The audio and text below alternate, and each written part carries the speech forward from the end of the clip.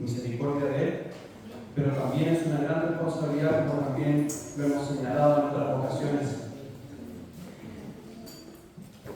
Vamos a ir a la palabra del Señor, mis hermanos, a ya la última sección de este capítulo 11. Capítulo 11, Juan capítulo 11, verso 45 al verso 57.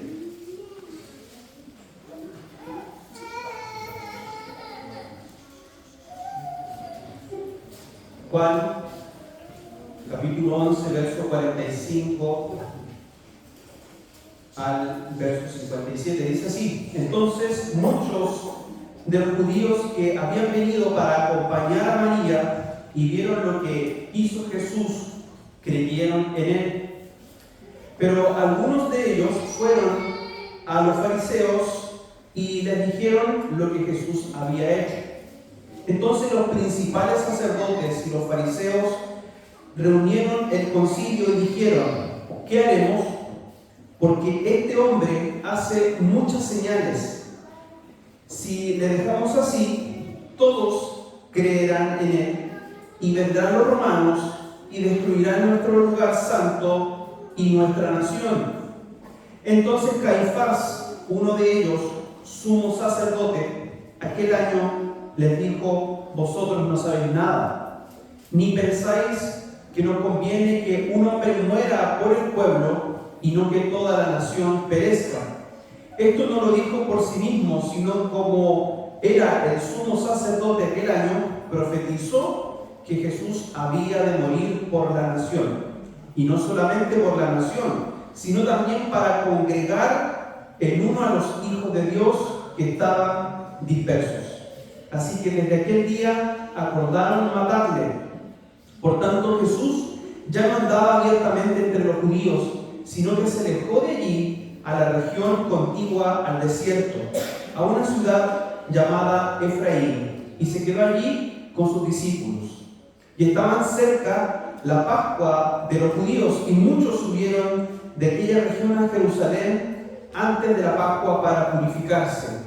Y buscaban a Jesús, y estando ellos en el templo, se preguntaban unos a otros: ¿qué os parece? ¿No vendrá la fiesta? Y los principales sacerdotes y los fariseos habían dado orden de que si alguno supiese dónde estaba, lo manifestase para que le prendiese. Amén. Extenso esta última parte del capítulo 11 de Juan, pero ya esta es la culminación de lo que comenzamos, ¿no es cierto?, hace unas semanas atrás, a hablar en relación a lo que fue la muerte de Lázaro. La semana antepasada, cuando me tocó la oportunidad de exponer sobre la resurrección y lo hermoso que fue la conversación que tuvo Jesús con Marta, en donde él expresó que era la resurrección y la vida,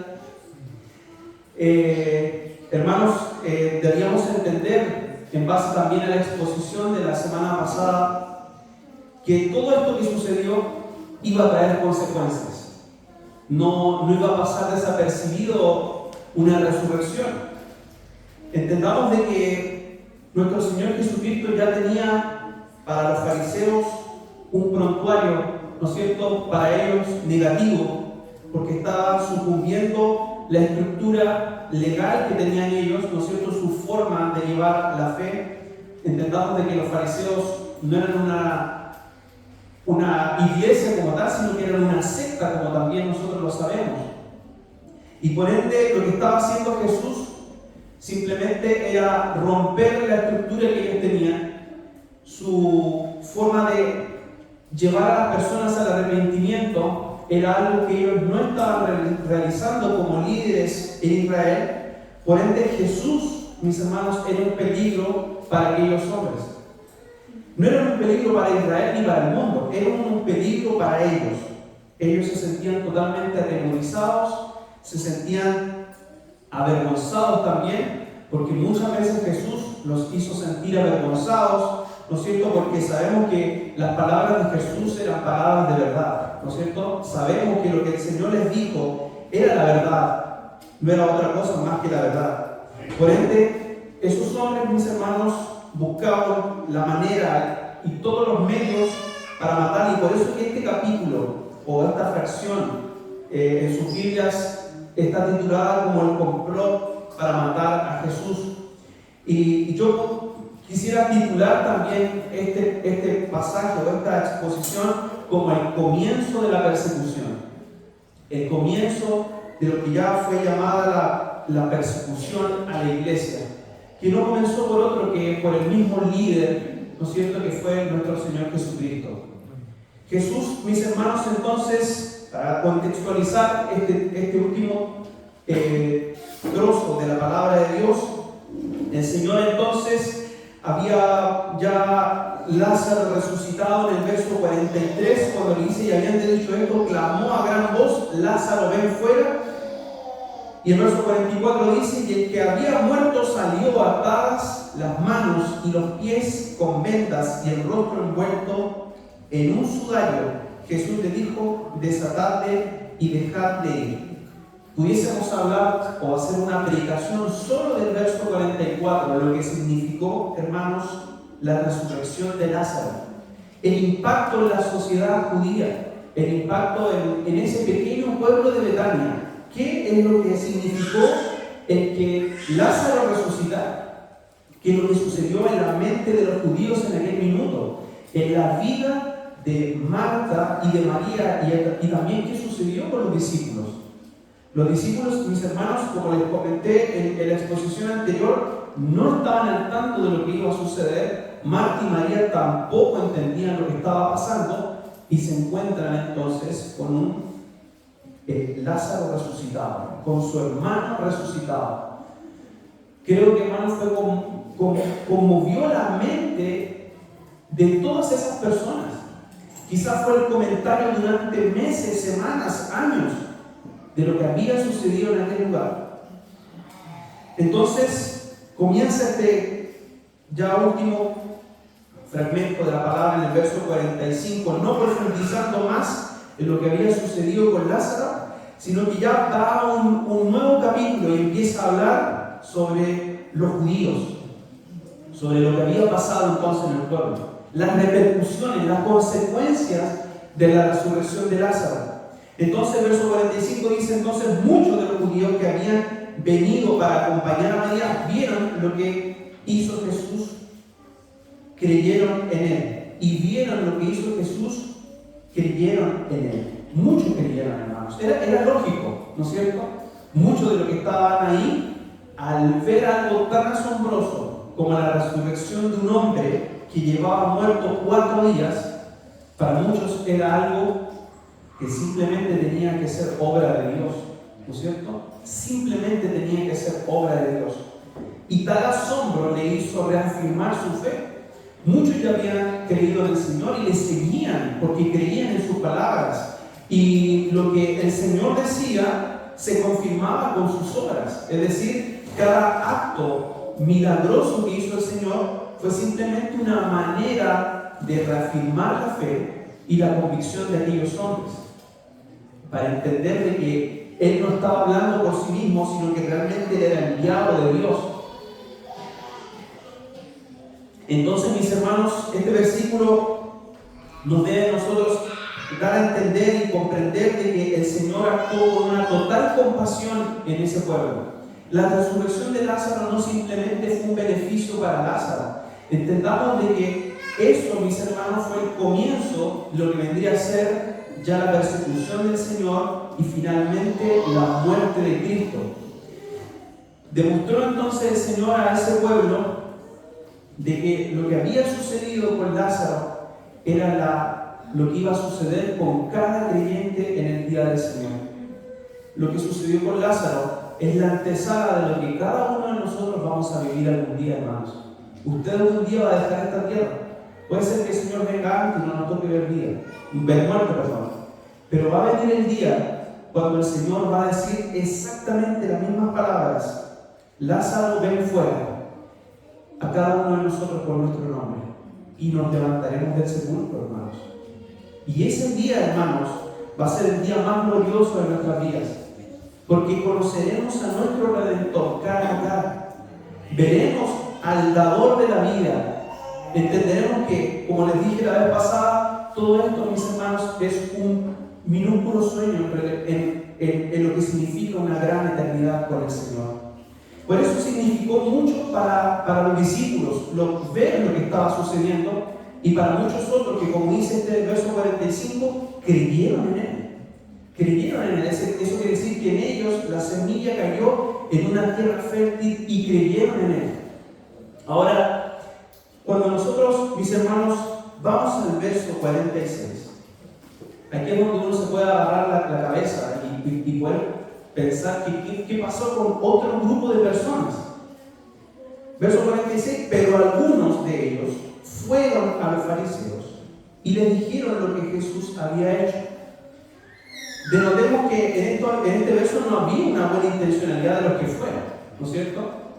Porque no iban a decirle lo maravilloso de lo que había hecho Jesús, sino que iban con un afán de acusar, de decir, mira lo que está haciendo Jesús en un lugar cercano a Jerusalén. Uno de ellos fueron entonces a advertir a los fariseos lo que estaba pasando. En lugar de resaltar, ¿no es cierto?, lo que había hecho Jesús, fueron a advertir de lo que Cristo había hecho.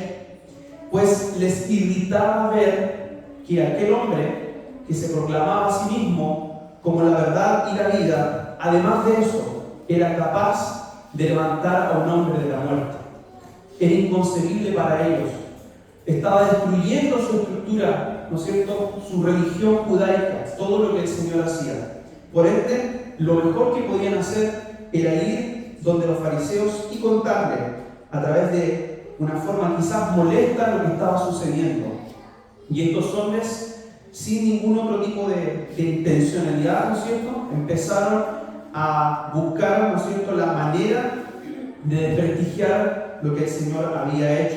Pero algunos, como dice ahí, entonces fueron a los fariseos y le dijeron lo que Jesús había hecho. Entonces, verso 47, los principales sacerdotes y los fariseos reunieron el concilio y dijeron, ¿qué haremos?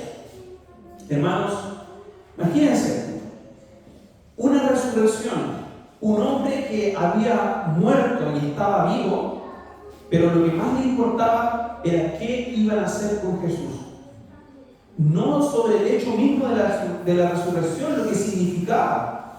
Porque creo que para cualquiera de nosotros, saber de que hay alguien en el sector que fue resucitado por el Señor, no es una noticia cualquiera, es algo que realmente impacta en ese lugar. Pero a ellos no les importaba eso, les importaba saber que qué iban a hacer con el Señor, qué es lo que ellos iban a hacer finalmente con Jesús. Entonces, ahora, antes de comenzar ya a hablar de todo lo que significa este complot para matar al Señor, déjame concluir, mis hermanos, lo maravilloso de este milagro que fue la resurrección de Lázaro, entre cosas particulares. Notemos que la palabra del Señor no habla absolutamente nada de la experiencia que tuvo Lázaro después de la muerte. Interesante. Creo que es una sola señal, ¿no? Sí, ya me escucho. Porque quizás cualquiera de los que estaban ahí, pues ha sido muy interesante preguntarle a Lázaro, ¿y qué sucedió en esos días que tú estuviste muerto? Cuéntanos un poco. Juan mismo se pudo haber acercado a Lázaro y decir, Lázaro, pero relátame lo que tú viviste. Y Juan perfectamente pudo haber escrito, ¿no es cierto?, aquellos sucesos, aquellos hechos en el Evangelio de Juan. Pero nada de eso ocurrió. Nada de eso ocurrió. Y es una advertencia hoy en día, hermanos, porque ustedes pueden encontrarse que en alguna librería, llamemos así librería cristiana, está plagada de testimonios de personas que han ido al cielo o han tenido experiencias luego de morir. Pero lamentablemente, para el medio de ellos, en la palabra del Señor no hay ningún testimonio luego de la muerte, siendo que había una persona que había muerto y había vuelto a la vida como Lázaro. Cuidado, hermanos, con aquellos testimonios. No crea siempre a todo lo que una persona puede decir de que vivió o tal experiencia que tuvo, porque nuestra palabra más fiel es la palabra del Señor y en ella debemos confiar. En ella está entonces la verdad. Según de Corintios capítulo 12 verso 4, el mismo apóstol Pablo, que fue arrebatado al paraíso donde oyó palabras inefables que no les he dado a conocer, no les he dado al hombre expresar. El apóstol Pablo tampoco habló de lo que vio supuestamente en visión. Entonces, una de las conclusiones importantes es que lo que había vivido Lázaro luego de haber muerto no era lo trascendental, no era lo importante de la historia. Entonces se omitió por ese motivo principalmente, porque no era el hecho importante. El foco no estaba en lo que había sucedido con Lázaro, sino que era lo que había hecho nuestro Señor Jesucristo. Punto 1. Ahora también es importante observar, mis hermanos, que tampoco no se habla de lo que pudieron haber comentado Marta o María en aquel entonces, ¿no es cierto? De lo que ellas pudieron haber pensado. Tampoco omiten cualquier tipo de comentario en relación a eso mismo. Y por último, se observa que la resurrección de Lázaro, a pesar de ser uno de los hechos más relevantes y más contundentes de lo que el Señor Jesucristo hizo, no fue tan o más relevante que la misma muerte de Cristo en la cruz. No fue tan relevante como la muerte del Señor. Es decir, fue un hecho para insisto, para los que estaban impresionante, pero para nosotros hoy en día no es tan impresionante como lo que hizo el Señor en la cruz. El Señor puede hoy en día resucitar a quien Él quisiese, ¿no es cierto? Tiene poder para hacerlo, rescatar de la muerte a muchos, pero lo que el Señor hace todo el tiempo es salvar almas, salvar a almas y llamarlas al arrepentimiento, traerlas a la vida por medio de la fe, por medio de la exposición de su palabra. Y eso lo hace el Señor constantemente, a través de la voz de sus hijos, cuando predican y hablan de la palabra de Dios. Entonces, mis hermanos, en aquel entonces la gente estaba asombrada, ¿no es cierto?, por este milagro, pero también es un llamado de atención para que no nos dejemos guiar por los milagros solamente, hermanos. Porque los milagros han sucedido todo el tiempo. En muchos lugares de la palabra de Dios vemos milagros y algunos milagros grandiosos. Pero miren lo que dice Lucas capítulo 16. En relación a la historia del rico y Lázaro. Ustedes la recuerdan, ¿no es cierto? Pero este otro Lázaro, ¿no es cierto? No es el Lázaro hermano de Marta y de María, sino que era un hombre, ¿no es cierto?, de una condición humilde. Al final de esta historia, en el verso 31, verso 29 voy a leer. Dice: y Abraham le dijo a Moisés y a los profetas: tienen, óiganlos.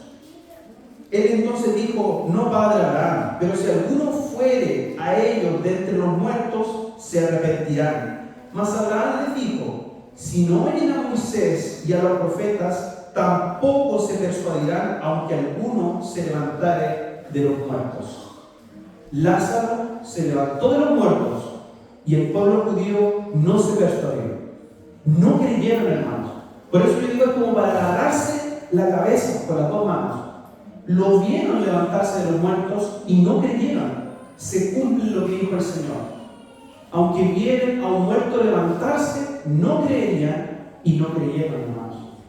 Si en estos tiempos, cuando en muchos lugares, en muchas iglesias, esperan milagros, esperan que se levanten muertos, si ellos lamentablemente creen que es la manera que Dios está utilizando o va a utilizar para que la gente crea, están equivocados, hermanos.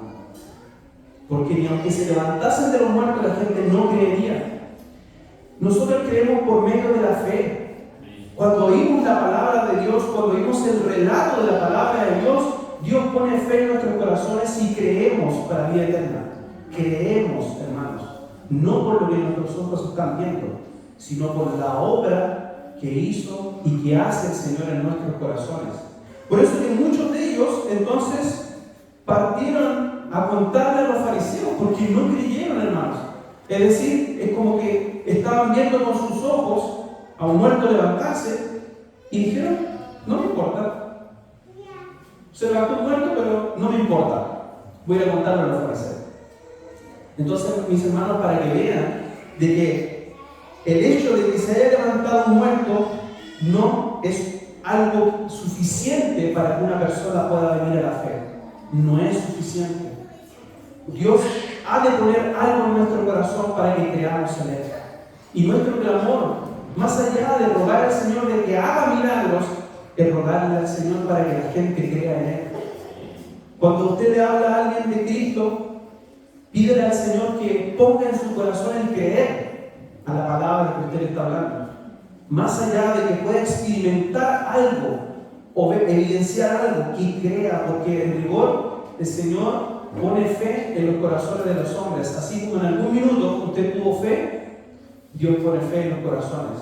Y si usted no ha creído de alguna manera y no cree en el Señor, no piense que un milagro lo va a hacer creer, sino que la obra del Espíritu Santo en usted, eso lo va a hacer creer. Y rogamos al Señor que así sea, que el Espíritu de Dios obre en su vida para que crea finalmente en estas palabras, que para algunos son simplemente palabras, pero para otros esto es alimento para nuestras almas. Esto es vida, hermanos, para nosotros, los que hemos creído. Entonces, mis hermanos, estos sucesos, mis hermanos, que ocurrieron, empezaron entonces a calar profundo en las mentes de aquellos hombres, los fariseos. No vemos nada de lo que pasa con los discípulos en este pasaje, ¿no es cierto? No vemos nada. Probablemente asombrados, extasiados con todo lo que estaba pasando, pero Jesús entonces decide apartarse del lugar, se va lejos del lugar, ¿no es cierto?, de Betania, luego de este maravilloso suceso, y empieza entonces ya a generarse el complot en Jerusalén. Los fariseos estaban al tanto de lo que estaba pasando y era hora de tomar cartas en el asunto. Entonces vemos como en aquel entonces los hombres tenían una ciega ignorancia, ¿no es cierto?, y actuaron y razonaron en contra de Dios y en contra de nuestro Señor Jesucristo. Lo que hicieron, lo hicieron no pensando en hacerle un mal netamente al Señor, sino que lo que ellos buscaban era detener lo que estaba sucediendo. Verso 47. Entonces los principales sacerdotes y los fariseos reunieron el concilio y dijeron: ¿qué haremos? Porque este hombre hace muchas señales. Notemos algo importante. Ellos no estaban negando lo que el Señor estaba haciendo. De hecho, lo confirman. Claramente, ellos tenían la claridad de que lo que estaban haciendo el Señor Jesucristo eran señales. Entonces estaban preocupadísimos, porque ya venía una serie de señales que ellos no tenían cómo acallar. En muchas de las ocasiones en las cuales se enfrentó el Señor Jesucristo con los fariseos, fueron ridiculizados frente al pueblo. Entonces ellos ya estaban en un punto en que decían: ¿qué vamos a hacer? Ya no podemos hacer nada más con este hombre. Y se reunió el concilio. Entonces tengamos claro que en este instante los fariseos y aquellos hombres no tenían ninguna otra chance más.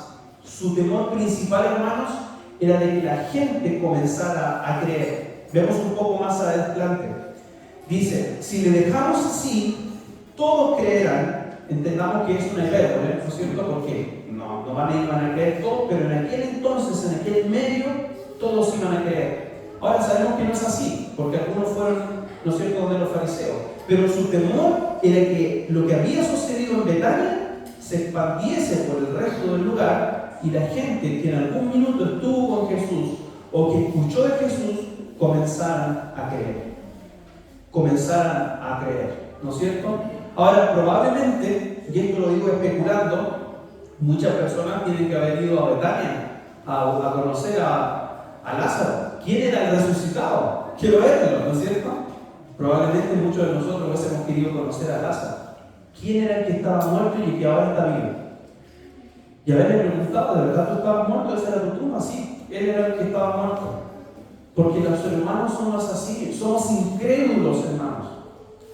Pero cuando Dios obra en nuestro corazón, creemos, tenemos fe. Una fe que no podemos explicarla, pero es la fe que pone el Señor en nuestro corazón. Entonces, el Señor buscaba a través, ¿no es cierto?, de todo este suceso, que la gente entendiese en aquel lugar, de aquel entorno, ¿no es cierto?, de que lo que el Señor hizo, ¿no es cierto?, era una señal de que lo quería posteriormente, porque el Señor resucitó a Lázaro, pero posteriormente a esa resurrección vendría la muerte del Señor. El Señor le tocaba a Él llegar a la muerte, ¿no es cierto? Pero no tan solo la muerte, sino que también Él resucitaría. El Dios Santo le resucitaría de los muertos para testimonio de todos los que estaban en aquel lugar. Entonces, es una antesala de lo que estaba por suceder. Los fariseos entonces estaban en este concilio y al no recibir estas noticias que ellos esperaban, empezaron a confabular contra el Señor y se alarmaron y enfurecieron, sintiendo la necesidad imperiosa de tomar medidas de frenar al avance de la obra de Cristo. Y por desgracia, a menudo los dirigentes de estos medios eclesiásticos toman como principalmente enemigo al Evangelio. Y en este tiempo, mis hermanos, vemos que el Evangelio también es atacado. En ese tiempo el avance, ¿no es cierto?, de la obra de Cristo fue reprimida por esta obra de los judíos. Y hoy en día también, de alguna u otra manera, el avance del Evangelio ha sido reprimido. En el tiempo de la Reforma fue algo similar, sucedió algo similar, debido a que cuando la palabra de Dios empezó a ser conocida por los hombres, la iglesia en aquel entonces, que preponderaba, que era la iglesia católica, empezó de alguna u otra manera a frenar el avance del Evangelio. Cuando en aquel tiempo apareció la imprenta, fue lo mismo que para los fariseos haber escuchado que Cristo había resucitado a Lázaro. Fue la misma quizás reacción en aquel entonces para los papistas escuchar de que apareció la imprenta. Porque resulta que eso significaba de que los escritos que estaban dando vuelta iban a ser esparcidos por todos lados y se generó un gran temor. Y adivinen qué sucedió. Hubo represión en aquel entonces. Los cristianos fueron reprimidos a tal punto de que tenían que leer las escrituras de manera escondida. Se trasladaban, ¿no es cierto?, los textos bíblicos en sacos escondidos en los barcos entre medio de las papas, de granos, etc., para que otros en otros lugares pudiesen leer la palabra de Dios. La represión siempre ha existido cuando se levanta la verdad, hermanos. Y eso es lo que ocurrió en aquel entonces también, en aquel lugar. Necesitaban reprimir esta creciente idea de que Cristo era el Rey, era el Mesías que había sido enviado. Verso 48. Si le dejamos así, miren el pensamiento de estos hombres. Si le dejamos así, todos creerán en Él, y vendrán los romanos y destruirán nuestro lugar santo y nuestra nación. Y créanme, hermanos, que yo creo que no tan solo Caifás profetizó, sino que el que escribió esto también profetizó, porque resulta que sucedió tal cual como ocurrió. Todos creerían en Él. A la verdad, quizás no todo el mundo cree en Jesús, pero la fe se expandió. No quedó en Jerusalén simplemente, ni en Israel, sino que la fe alcanzó a todo el mundo, hermanos, y damos gloria a Dios por eso. Ya no sabemos que falta porque llegue la fe a muchos lugares, pero la fe se expandió. Y tiempo después, los romanos fueron a Jerusalén y destruyeron el templo y destruyeron a toda la nación que estaba en aquel minuto, ¿no es cierto?, en Israel. O sea, toda esa generación o toda esa gente que estaba ahí ya no estuvo más, ¿no es cierto? Y producto probablemente de lo que había sucedido con nuestro Señor.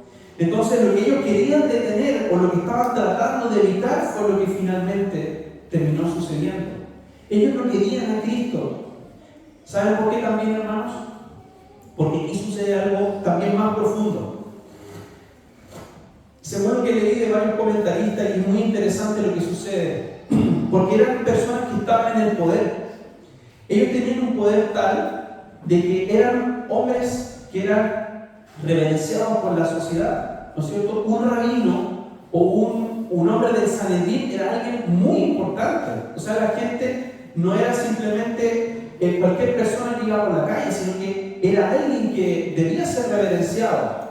Entonces, Jesús representaba un peligro para ellos, porque si realmente en su cabeza deben haber pensado, si realmente Cristo es el Mesías, si realmente Él es el Hijo de Dios, Él debería estar en este lugar y no nosotros.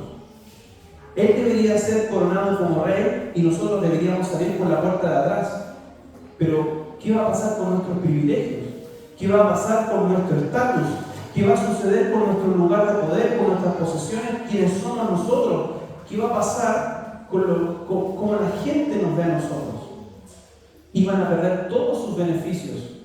Por ende, a como de lugar, Cristo no debía ser coronado como rey, ni debía esparcirse más esta idea de que Él era el rey de los judíos y el Mesías. Por ende, lo primero que hicieron era decirles a todos aquellos, me refiero a todos aquellos, en este caso los romanos, cuando se le generó la acusación contra Jesús, era que Él se autoproclamó rey y por ende estaba en contra de los romanos, porque se estaba proclamando rey.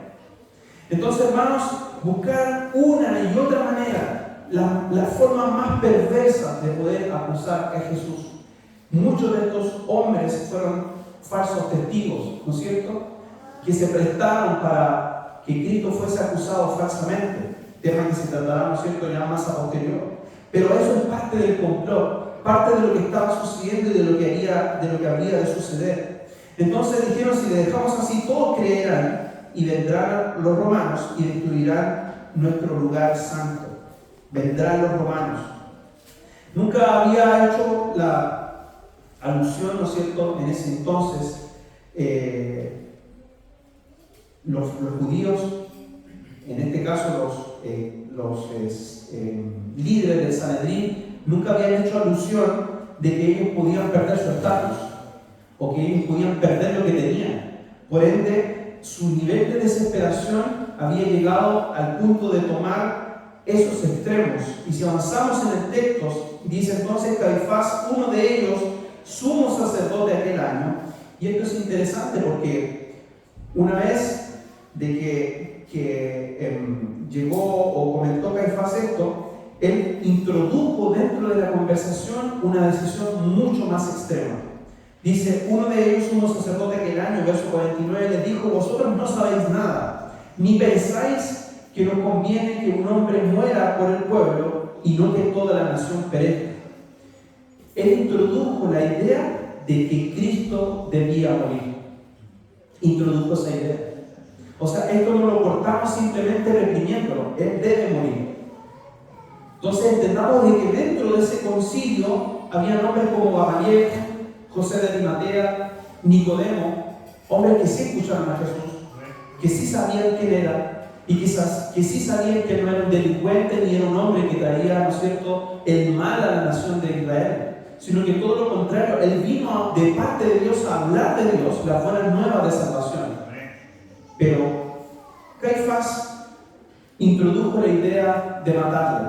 Ahora, hermanos, entendamos de que, de acuerdo a lo que dice el texto, el verso 51, que parece como extraño al leerlo, que dice, esto no lo dijo por sí mismo, sino que como era sumo sacerdote aquel año, profetizó que Jesús había de morir por la nación. Entonces uno dice, pero ¿cómo va a profetizar Caifás siendo un hombre tan malo? ¿No es cierto? Bueno, Dios lo utilizó para, por medio de sus palabras, señalar lo que iba a acontecer, para mostrar, ¿no es cierto?, lo que finalmente habría de suceder. Ahora, ustedes pueden pensar, y esto es un dato más histórico para que ustedes lo tengan claro. En ese tiempo, cuando en Israel,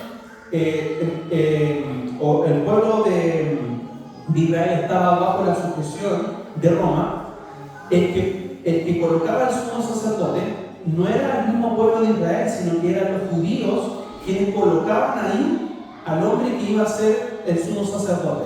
En otras palabras, tenía que ser un hombre de confianza de ellos.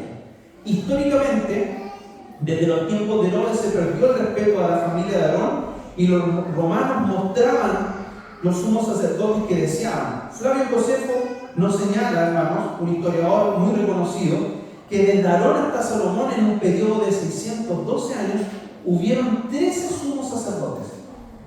Desde Salomón, entonces, desde Aarón hasta, Salomón. 18 desde Salomón hasta el cautiverio babilónico en un periodo de 460 años, y hubieron 15 desde el cautiverio hasta Antíoco en un periodo de 414 años. Pero menos de 28 desde el comienzo del reinado de Herodes hasta la destrucción de Jerusalén en un periodo inferior a un siglo. Es decir, cuando Roma llegó a gobernar Judea, cada año o cada cierto tiempo iban cambiando, ¿no es cierto?, al sumo sacerdote, al acomodo, ¿no es cierto?, o colocaban a la persona que para ellos le consideraban, ¿no es cierto?, más útil.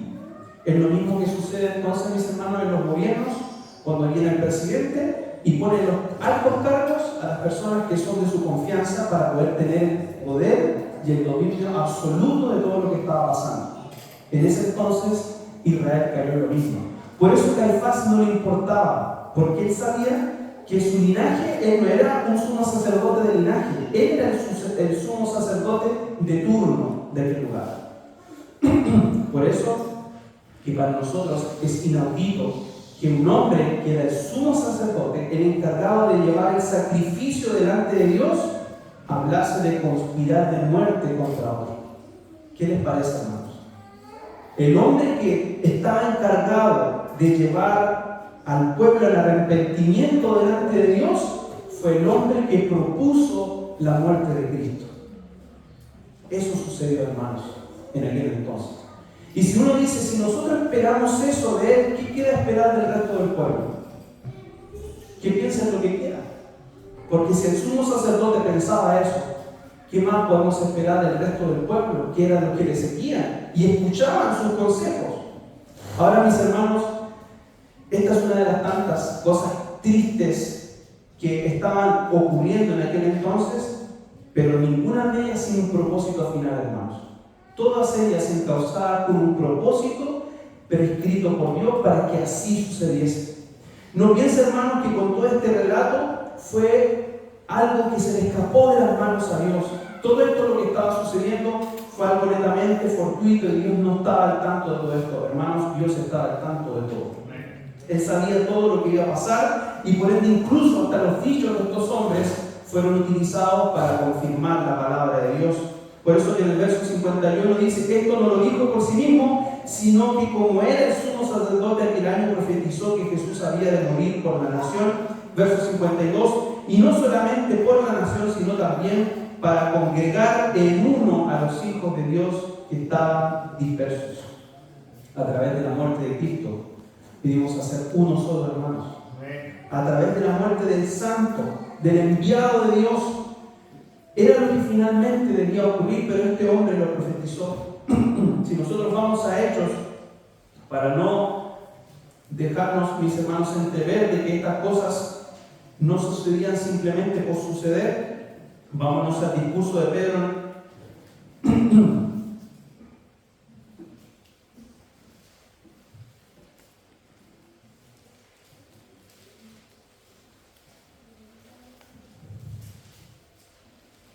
El discurso de Pedro, capítulo 2,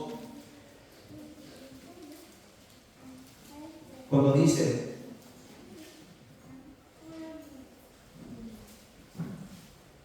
verso 22, vosotros israelitas oíd estas palabras, Jesús Nazareno, varón aprobado por Dios entre vosotros, con las maravillas, prodigios y señales que Dios hizo entre vosotros por medio de él, como vosotros mismos sabéis. A este, entregado por el determinado consejo y anticipado conocimiento de Dios, prendisteis y matasteis por mano de inicuos, crucificándolo, al cual Dios levantó, suelto los dolores de la muerte, por cuanto era imposible que fuese redimido por ella. Hermanos, el Señor fue entregado por el determinado consejo de Dios y anticipado consejo de Dios. No se le escapó la muerte del Señor. Esta persecución no era algo que fue tramado simplemente por ellos. El Señor permitió que así fuese y utilizó entonces el mal corazón de estos hombres para perseguir a nuestro Señor Jesucristo.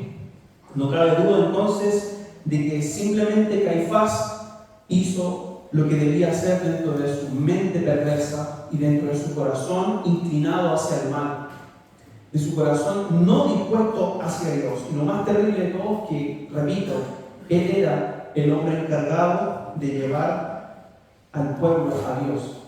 Esa era la condición de aquel hombre. Entonces, Calvino observa, aprendemos a no separar nunca lo útil y conveniente de lo legítimo, puesto que no debemos esperar prosperidad o éxito alguno más que la bendición de Dios.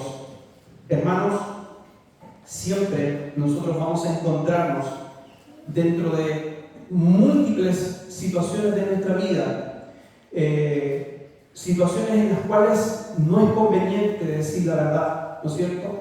No es conveniente hablar la verdad ni exponerla. ¿Por qué? Porque está en riesgo nuestra integridad.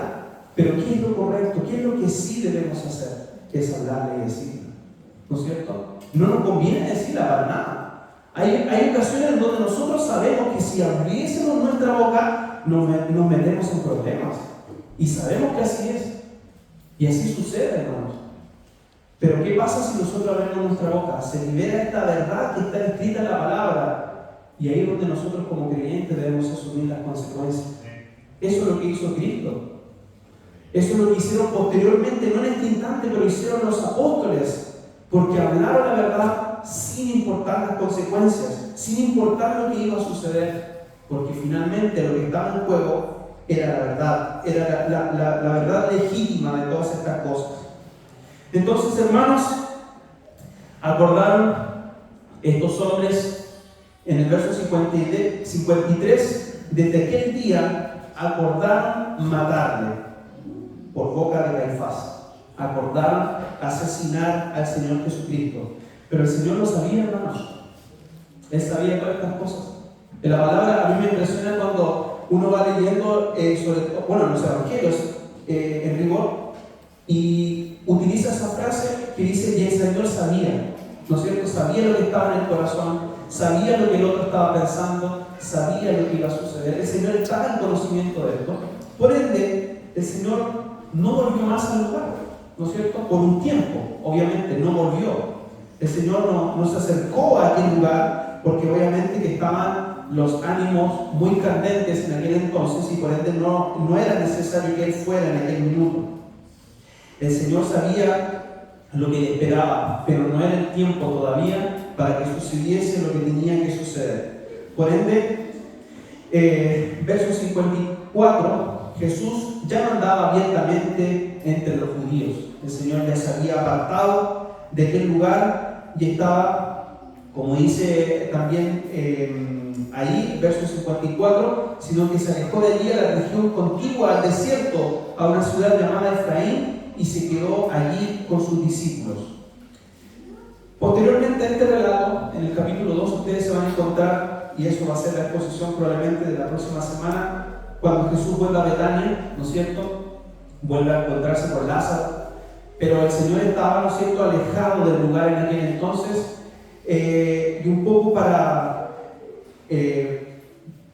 como les dije, para que toda esta situación se calmase un poco, porque sabemos de que el Señor estaba siendo buscado. Ahora, muchos también comentaristas señalan de que dentro de los judíos, principalmente entre los sacerdotes y aquellas personas que estaban un poco gestando todo esto, tenían temor de que persiguieran a Jesús fuera del lugar, ¿no es cierto? Porque iban a generar un alboroto en la nación y que eso iba a ser peor para el pueblo. Por ende, lo que estaban haciendo simplemente era esperar. En otras palabras, ellos tienen que haber pensado: algún día va a tener que llegar aquí, algún día va a tener que volver a Jerusalén. Y cuando Él venga, vamos a apresarlo. Y eso fue lo que sucedió finalmente. Por eso dice que acordaron aquel día matarle. Y el Señor entonces se apartó de aquel lugar. Ahora, dentro de todos estos hombres hubieron hombres que obviamente no pensaron igual. Tenemos el testimonio y sabemos que tanto Nicodemo como José de Arimatea, parte, ¿no es cierto?, de este Sanedrín, fueron hombres que no estuvieron de acuerdo con lo que dijo Caifás y probablemente no estuvieron de acuerdo con ninguna de esas decisiones, pero eran minoría finalmente. sus voces no fueron escuchadas, ¿no es cierto? Lo que ellos pudieran haber dicho de Cristo, finalmente fueron palabras que entraron por sus oídos y salieron, no fueron tomadas en cuenta. Ahora, hermanos, para nosotros es importante este relato, principalmente porque nosotros vemos de que el corazón del hombre perverso, malo, de este relato, es el mismo corazón del hombre perverso que no tiene a Dios en el mundo. Cuando usted ve a alguien que rechaza a Cristo o que rechaza su palabra, bueno, tiene el mismo corazón que tiene el hombre. Nosotros no vemos a alguien que diga, matemos a Jesús, porque para ellos ya está muerto, en sus vidas, en su corazón. Para ellos el Señor no existe y no les importa tampoco, y eso es lo más triste. Por eso que cuando nosotros nos encontramos con personas a las cuales le hablamos de Cristo, su primera reacción es: no me hables de Cristo, no me hables de Dios, no me hables de la Biblia, no me hables de nada de eso, pues no me interesa. Es la misma reacción entonces que tuvieron estos hombres que supuestamente eran los hombres de Dios de aquel lugar. Una actitud totalmente desinteresada al punto de desear la muerte de aquel hombre que finalmente era nuestro Salvador y que finalmente vino, ¿no es cierto?, a su propio pueblo a hablar las buenas nuevas de Dios al pueblo de Israel. Entonces, no nos dejemos asombrar en este tiempo por la mente de personas que hablan en contra de Dios. Hermanos, en la palabra de Dios hay muchos hombres que hablaban en contra de Dios, y entre ellos estaba el apóstol Pablo, que en su tiempo era Saulo de Tarso, perseguidor de la iglesia, que arrasó con muchos creyentes en el primer siglo, hasta que Dios abrió su encuentro. Así era, ¿no es cierto? Fueron hombres nefastos, pero hasta que Dios abrió su encuentro. Y en este tiempo es lo mismo, hermanos. Vamos a encontrarnos a hombres y mujeres implacables ante la fe, implacables ante el conocimiento de la verdad, hasta que Dios sale a su encuentro. Por eso que no debemos nunca desestimar lo que Dios puede hacer en la vida de un hombre y de una mujer, porque no lo sabemos nosotros, hermanos. Por eso somos llamados a predicar, a hablar a las personas de Cristo, porque ni usted ni yo saben quién es la persona que Dios va a obrar en su corazón. No lo sabemos.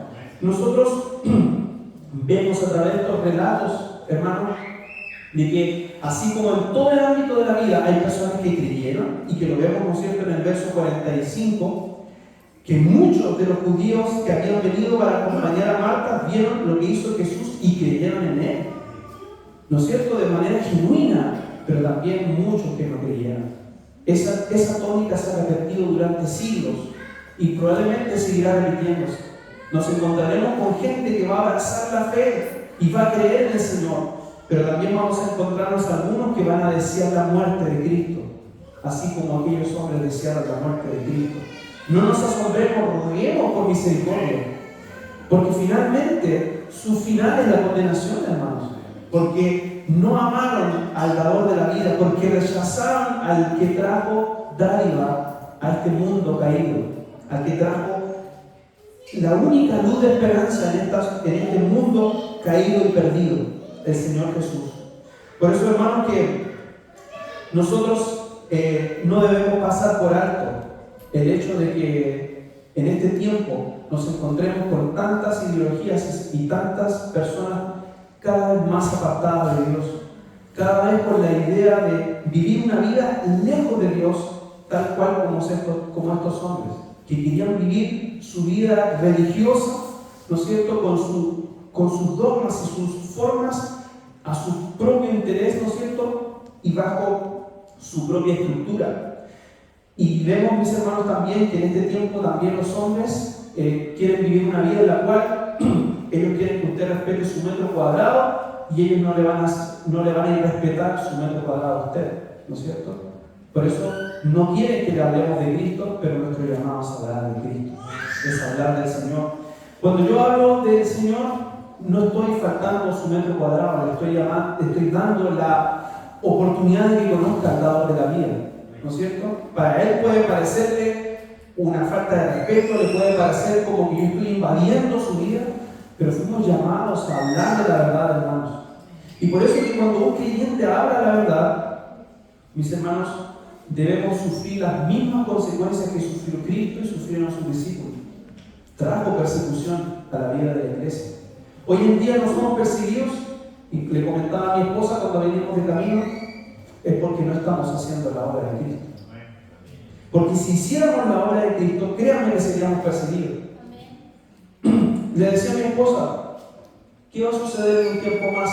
Yo y mi esposa, como ustedes saben, trabajamos en el sector público. Y resulta que hay políticas nefastas que cada vez están avanzando en nuestro entorno laboral. Pero va a llegar un minuto en que no vamos a poder decir que sí a todo y vamos a tener que levantar nuestra voz. Y eso va a significar que quizás va a haber sumarios y vamos a tener que salir de ese lugar, pero que sí sea así para la gloria de Dios. Porque no podemos, mis hermanos, como creyentes, doblegarnos a un trabajo por acallar la verdad, hermanos. ¿Acaso no es Dios capaz de darnos el pan y de proveer todo lo que necesitamos para nuestra vida? Lo puede hacer el Señor. Pero está en nosotros el poder ser valientes en el minuto que tenemos que ser valientes y abrir nuestra boca cuando debemos hacerlo, hermanos. Que Dios nos ayude a todos, porque hay que enfrentarse en el minuto. Hay que estar en el minuto para decir realmente si yo puedo hacer esto y que el Señor nos dé la valentía. Así como Pedro se sintió tan mal luego de haber negado al Señor. Pero cuando después avanzamos a Hechos capítulo 2 y escuchamos y leemos el discurso de Pedro, vemos que es otro Pedro. Es un Pedro totalmente distinto, lleno de Dios, sin temor a la muerte, ni a lo que pudiese suceder eventualmente luego de hablar de Cristo. Entonces, Jesús no andaba abiertamente entre los judíos, sino que se alejó a una ciudad llamada Efraín y estaba cerca de la Pascua de los judíos. Y muchos subieron a aquella región, a Jerusalén, antes de la Pascua para purificarse. Hermano, esto parece chistoso, porque la Pascua era para purificarse. ¿Y sabe quién guiaba la purificación? El Sanedrín. El Sanedrín guiaba la purificación, hermanos. Los comentaristas señalan de que no existe una muestra más hipócrita a lo largo de la Escritura de lo que sucedió en ese Sanedrín. Hombres llamando o llevando a las personas a la purificación, sacrificando animales para que se purificasen y por detrás de bambalinas planeando la muerte de Cristo. ¿De qué purificación habla el Señor? Del corazón, de nuestra vida interna. De eso está hablando el Señor, que nos purifiquemos en nuestros corazones, no simplemente, ¿no es cierto?, en lo externo. Segunda de Crónicas, capítulo 30, verso 18. Porque una gran multitud del pueblo de Efraín, Manasés y de Isaacar y Zabulón no se habían purificado y comieron la Pascua no conforme a lo que está escrito. Mas Ezequías oró por ellos diciendo a Jehová, que es bueno, sea propicio a todo aquel que ha preparado su corazón para buscar a Dios. Sea propicio a todo aquel que tiene su corazón preparado. Mis hermanos, porque el purificarse no simplemente es tener una apariencia externa de piedad, sino que debe tener un corazón dispuesto para ser purificado. Por eso que el Señor decía, si tú traes un animal para ser sacrificado, para estar a cuenta con Dios, pero estás enemistado con tu hermano, anda y reconcíliate con tu hermano y luego trae tu sacrificio. Todo eso se había perdido en los tiempos de Jesús. Por eso, cuando uno ata cabos, uno entiende por qué el Señor se iró, por qué el Señor hizo, ¿no es cierto?, ató unas cuerdas y botó todo, porque habían convertido el templo de Dios en una cueva de ladrones, donde simplemente lo que estaban haciendo era generar un comercio en base a la fe. Comercio en base a la fe que también ocurrió tiempo posterior. En el tiempo de la Reforma, ustedes saben que también ocurrió algo similar. La gente fue engañada haciéndole creer que para poder salvar el alma de su familia tenía que poner una moneda, que eran las indulgencias. Y con eso compraban el pase para que su familia estuviese en el reino de los cielos. Y la gente creía eso, hermano. Para nosotros hoy día podemos reírnos, pero la gente Creía eso porque no tenía más conocimiento de la fe. Ayúdenos Dios, hermanos, que nos ayude siempre para poder estar en la verdad, hermanos.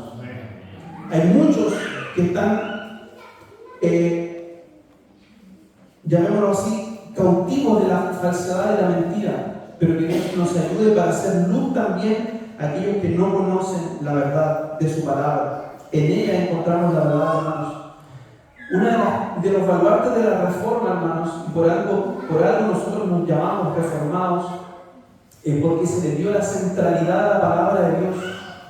En ella encontramos la verdad. La sola escritura que nosotros escuchamos es porque a través de la escritura y simplemente a través de la escritura es que alcanzamos todo el conocimiento de Dios para conocer realmente a Dios.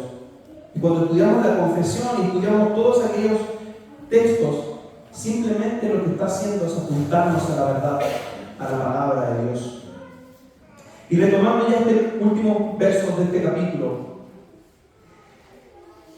como les decía, estaba cerca de la Pascua, los judíos y muchos subieron de aquella región a Jerusalén antes de la Pascua para purificarse y buscaban a Jesús, y estando ellos en el templo se preguntaban unos a otros: ¿qué os parece? ¿No vendrá la fiesta? Lo estaban esperando, hermanos. Estaban esperando al Señor, pero no para darle su muestra de apoyo, para decirle que increíble lo que sucedió en Betania, cuéntanos un poco más de cómo fue el tema de la resurrección.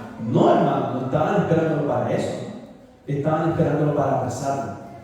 Y el Señor entonces tiene que haber, bueno, verán el relato posteriormente, pero tiene que haber estado esperando quizás, no con muchas ansias en llegar a ese lugar, ¿no es cierto?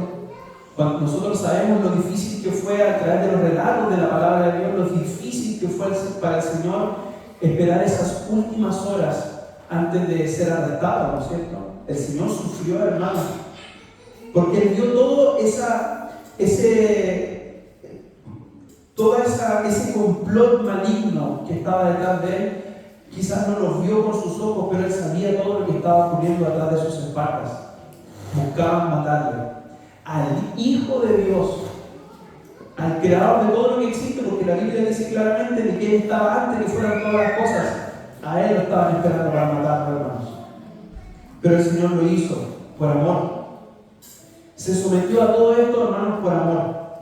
Y el Señor dice: buscaban a Jesús estando ellos en el templo, y se preguntaban: ¿qué os parece? ¿No vendrá la fiesta? Verso 57: y los principales sacerdotes y los fariseos habían dado orden de que si alguno supiese dónde estaba, lo manifestase para que le prendiesen. Esperándolo para la fiesta, ¿no es cierto? Esperando que llegara Él. No obstante, me imagino que no se atrevieron a correr el riesgo entonces de generar una rebelión, sino que simplemente se apostaron a esperar a que viniera Cristo, ¿no es cierto? A que se acercara al lugar para poder detenerle. Mis hermanos, creo que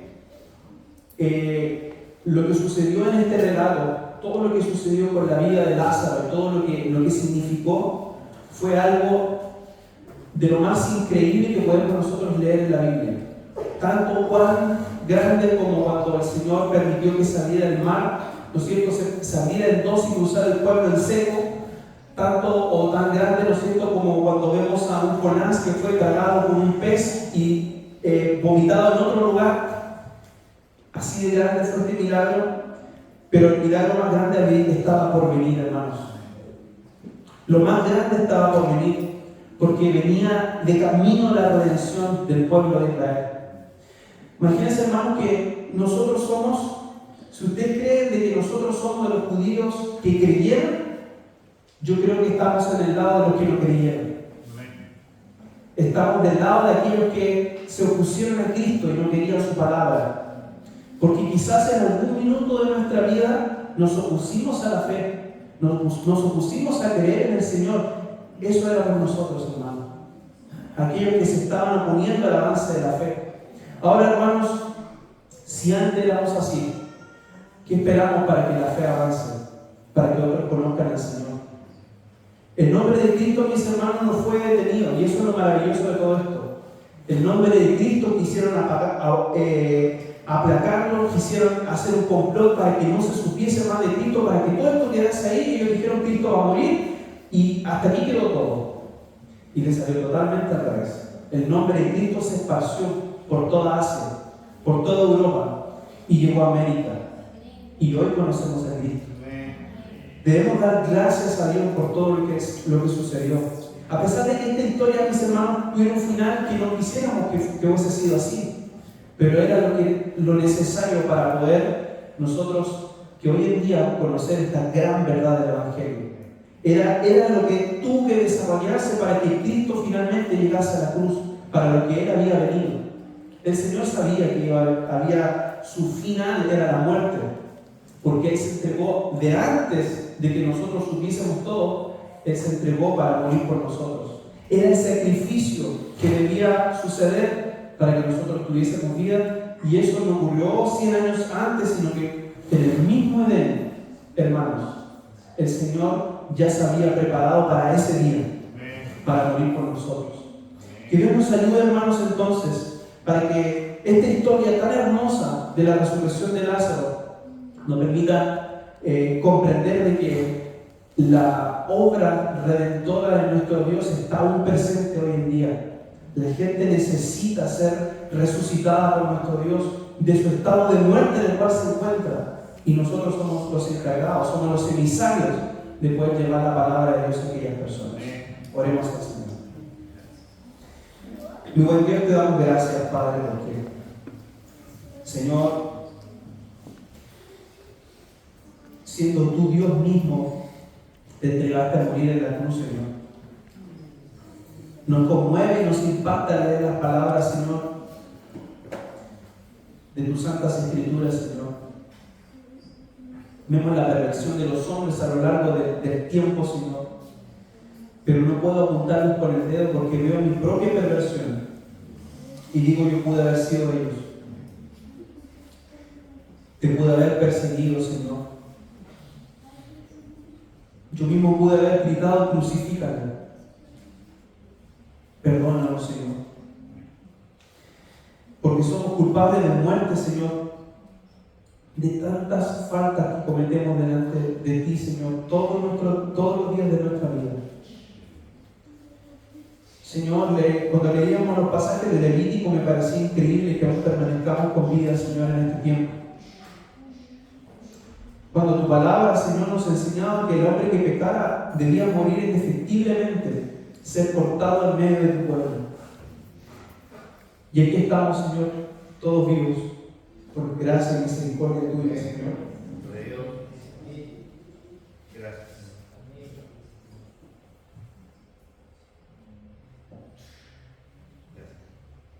No nos has cortado en medio de tu pueblo, Señor.